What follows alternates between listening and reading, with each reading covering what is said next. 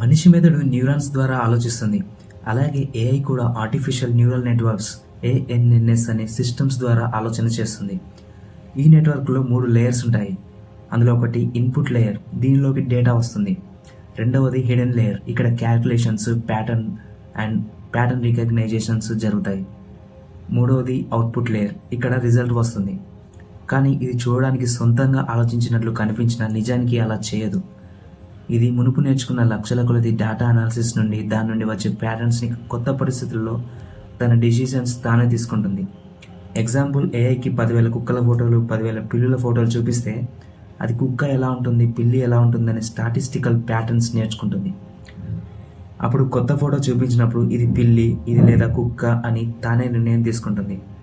కొన్ని deep learning models చాలా పెద్ద డేటాపై ట్రైన్ అవ్వడం వల్ల కొన్ని పరిస్థితులలో కొత్త సమాధానాలు ఇవ్వగలవు. కానీ ప్రతి విషయానికి ముందే రూల్ రాయలేదు. ఆర్టిఫిషియల్ ఇంటెలిజెన్స్కి కాన్షియస్నెస్ కానీ ఎమోషన్స్ కానీ ఉండవు. అంటే ఇది ఆలోచించడం కాదు, అంచనా వేయడం మాత్రమే. కానీ అది నేర్చుకున్న అనాలిసిస్ అండ్ ప్యాటర్న్స్ వల్ల, డిసిషన్స్ తీసుకోవడం వల్ల మనకు అది ఆలోచిస్తున్నట్లు అనిపిస్తుంది.